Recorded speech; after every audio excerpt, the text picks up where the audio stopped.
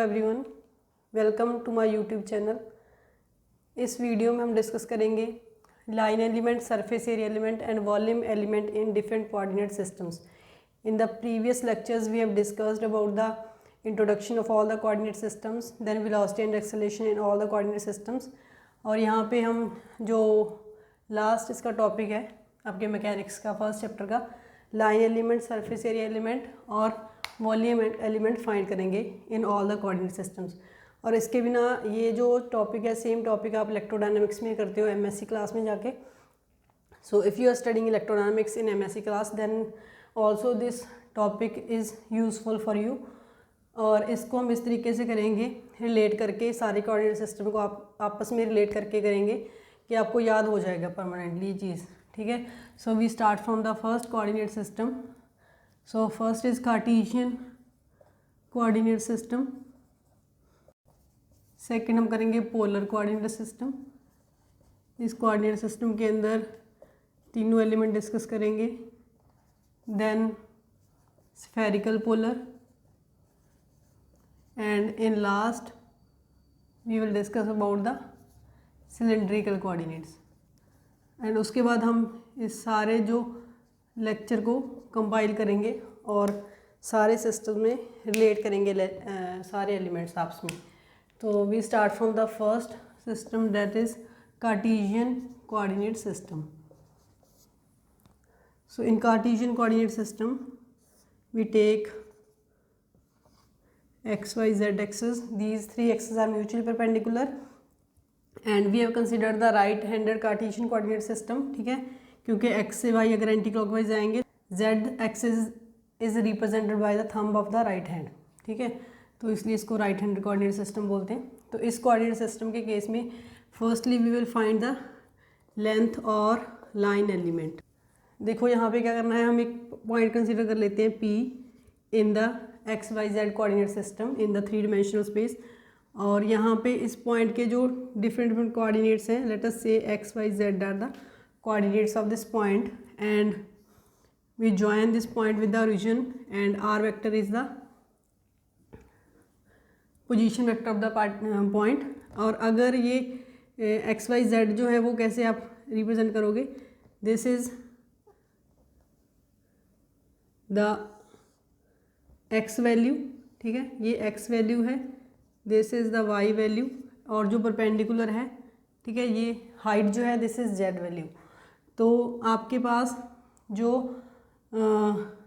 इसका position vector हम लिखेंगे r vector, this is x I cap plus y J cap plus z के cap, ठीक है। Now we consider a small change in the position of the particle. Suppose particle is shifted from point p to point Q, और point Q जो है इसके coordinate for example हमारे पास हैं x plus d x, y plus D y and z plus D z. Then let us say that the position vector of point Q is r dash, ठीक है। And now we will write the position vector r dash for the point Q। So this is x plus d x I cap, y plus D Y J cap plus z plus D Z के cap. Now if we take the difference of both the position vectors R dash and R, this is D are और D L, this is called the line element.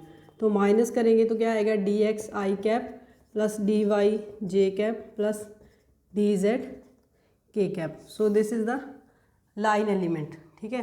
And if you want to find its magnitude then D L mod is equal to square of the all the x y i cap j cap and k cap, जो coefficient है सबका square करके add कर दो, ठीक है। तो आपके पास आ जाएगा इसका मैग्नीट्यूड, इसकी लेंथ आ जाएगी, ठीक है, एलिमेंट की। अब यहाँ पे देखो ये आपका है vector d l vector is equal to, ये आया है मेरा एक्सप्रेशन, और इसको आप ऐसे भी लिख सकते हो अगर आप लिखना है अपने line element in all the directions. For example x direction में जो है उसको हम L1 बोल देते हैं। L1 is D x I cap, DL2 is dy j cap and DL3 vector is DZ K cap. ठीक है, तो चाहे आप इसको DL1 DL2 DL3 लिख दो, और you can write it as DLX DLY। ठीक है, कोई भी नोटेशन आप दे सकते हो। तो मैं यहाँ पे 1 2 3 नोटेशन यूज़ कर रही हूँ, क्योंकि जितने भी कोऑर्डिनेट सिस्टम्स में हम लेंथ एलिमेंट निकालेंगे, जो लाइन एलिमेंट निकालेंगे, वहाँ पे हम उनको सबको L1 L2 L3 नाम देके चलेंगे, ताकि लास्ट में जाके हम एक कॉमन सबके लिए एक प्रॉपर चार्ट बना सकें लास्ट में जाके। ठीक है, इसलिए हम इसको L1 L2 L3 रखेंगे। तो ये जो L1 है ये x के अलॉन्ग है आपका element, L2 is length element line element along y axis, L3 is line element along z axis. ठीक है, so this is all about the line element. Next is the surface area element. तो surface, इसको surface area element या फिर surface element बोल देते हैं। ठीक है, या फिर इसको कई बुक्स में सरफेस एलिमेंट लिखते हैं। So let us consider again the coordinate system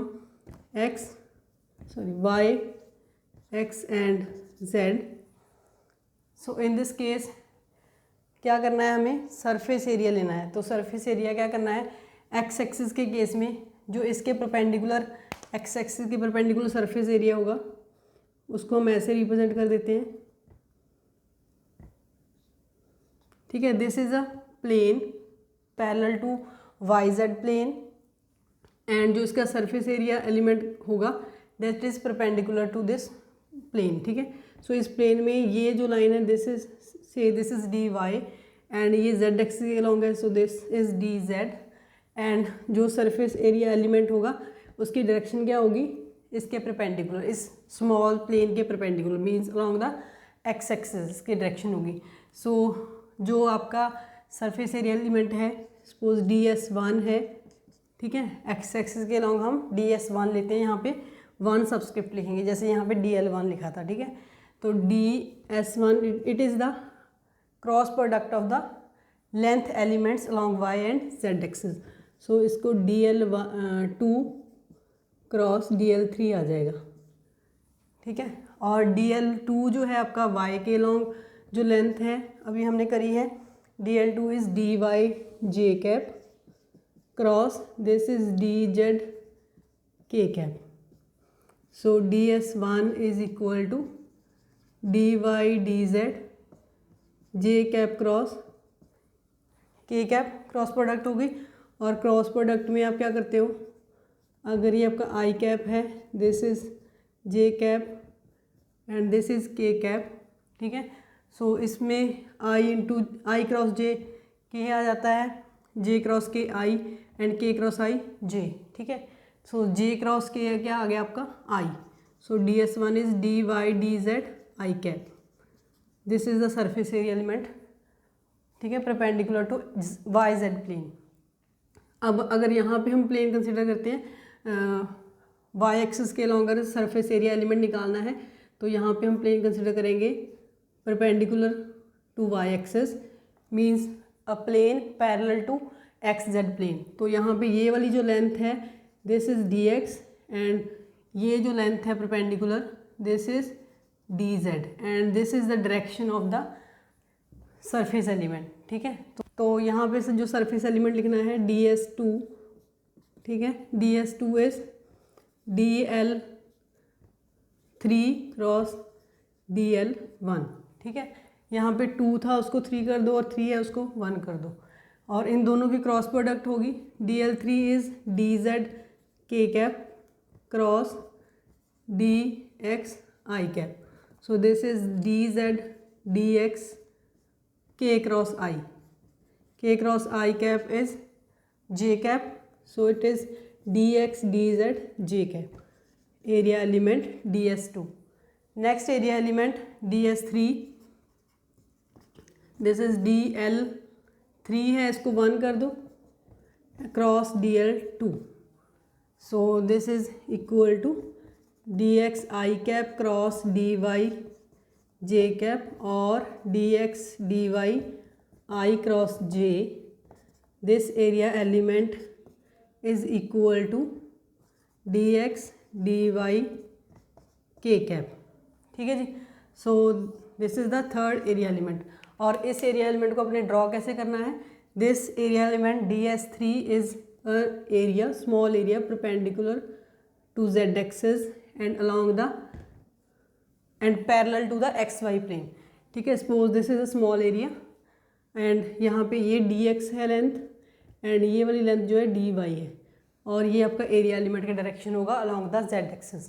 तो ये आपके तीनों एरिया एलिमेंट हो गए in case of the Cartesian coordinate systems. One more thing is that all the line elements are vector quantities. ठीक है, क्योंकि हमने यहाँ पे डायरेक्शन लिखी है साथ में। सिमिलरली जो क्रॉस प्रोडक्ट अगर आपको लेते हो तो वहाँ पे जो रिजल्टेंट होता है दैट इज़ ऑल्सो वेक्टर। तो जो all the surface area element हैं ds2 ds3 they all are vector quantities. ठीक है, so line and surface elements आपके जो है दे आर वेक्टर क्वांटिटीज़। ठीक है, now come to the third element that is volume element. In case of volume element let us consider again the Cartesian coordinate system. ठीक है, इस coordinate system में यहाँ पे हमें ये y है, x है, z है।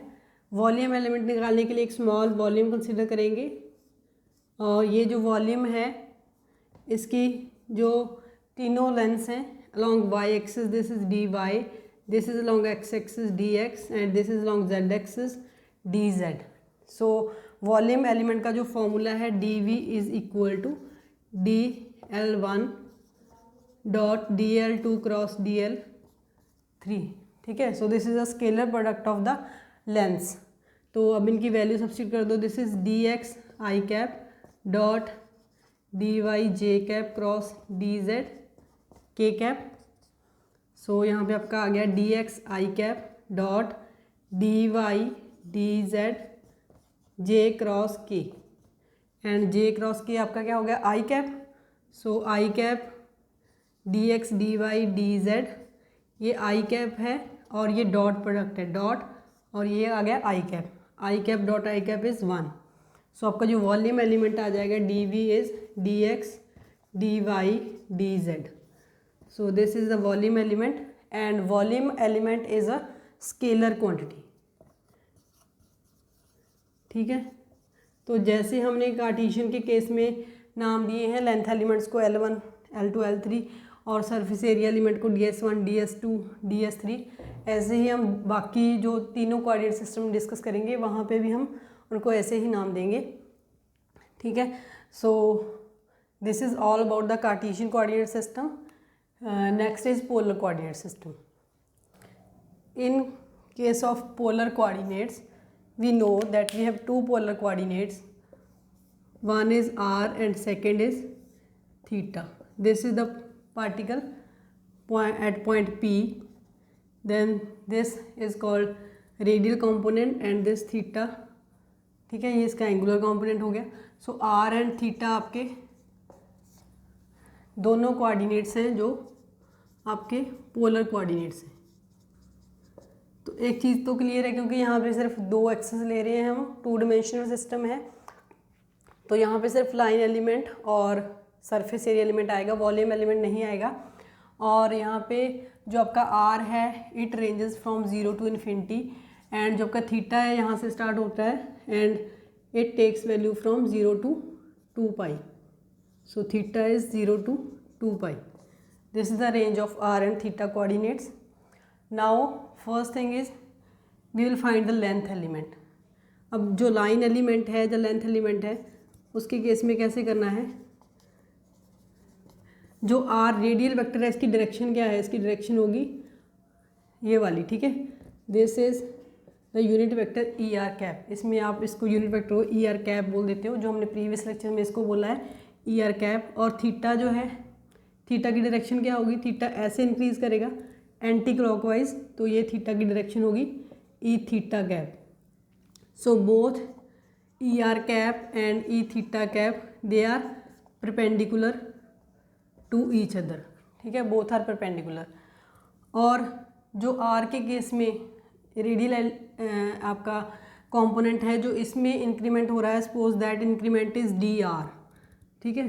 तो हम यहाँ पे एक स्मॉल इंक्रीमेंट कंसिडर कर लेते हैं along the r direction, suppose this increment is d are, और थीटा में जो इंक्रीमेंट हो रहा है suppose this increment is d theta, ठीक है। तो लेंथ एलिमेंट की अब बात करें तो जो आर के लॉन्ग लेंथ एलिमेंट आएगा, if it is D L one, so it is d are into its direction, जैसे मैंने प्रीवियस केस में डी एक्स इंटू आई कैप लिखा था, यहाँ पे आर के लॉन्ग जो एलिमेंट है उसको हमने स्मॉल डी आर ले लिया, स्मॉल एलिमेंट है तो डी आर बोल दिया, ठीक है। और ऐसे ही थीटा के लॉन्ग जो एलिमेंट है वो कैसे आएगा, उसको निकालने के लिए क्या करेंगे, ये तो ये वाली लेंथ हो गई, ठीक है।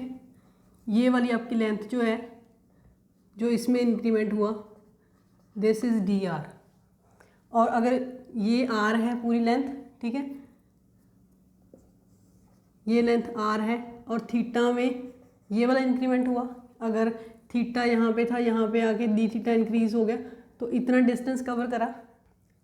So this distance is the line element in case of the theta coordinate.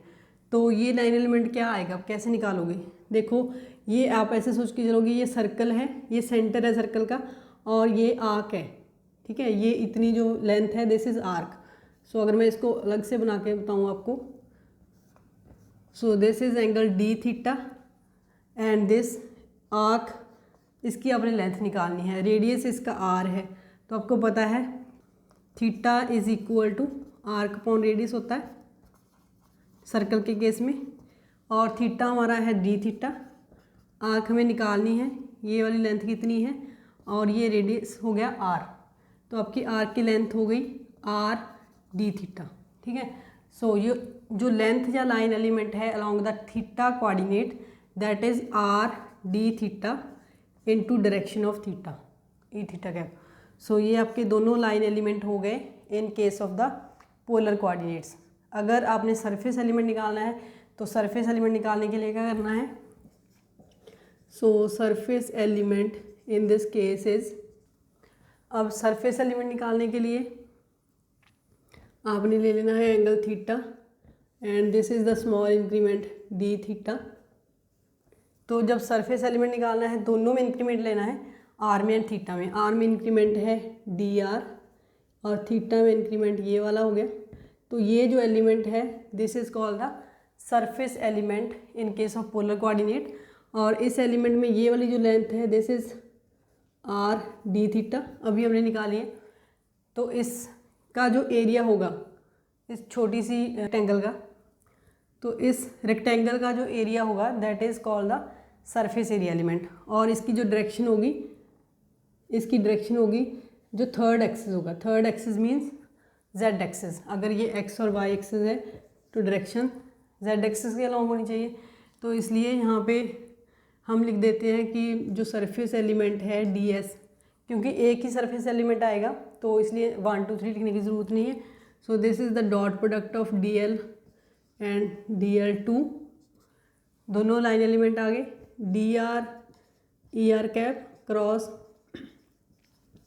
R D theta e r e theta cap. तो दोनों की क्रॉस प्रोडक्ट क्या आ जाएगी, r D theta e r cross e theta cap. E r cross e theta cap करके क्या आएगा आपका, a vector perpendicular to the plane, perpendicular to r theta plane. Suppose let us say that vector is n cap, तो ये इसको आप N cap लिख सकते हो डायरेक्शन को। So again the surface element in this case is a vector quantity, similarly the line elements are also vector quantities. तो ये आपका हो गया पोलर कोऑर्डिनेट। यहाँ पे आपका वॉल्यूम एलिमेंट नहीं आएगा क्योंकि हमारे पास 2 ही कोऑर्डिनेट्स हैं, थर्ड कोऑर्डिनेट है ही नहीं, तो यहाँ पे सिर्फ सरफेस एंड लाइन एलिमेंट आएगा। In the next video we will discuss about the spherical, polar and cylindrical coordinate. That is all. Thank you.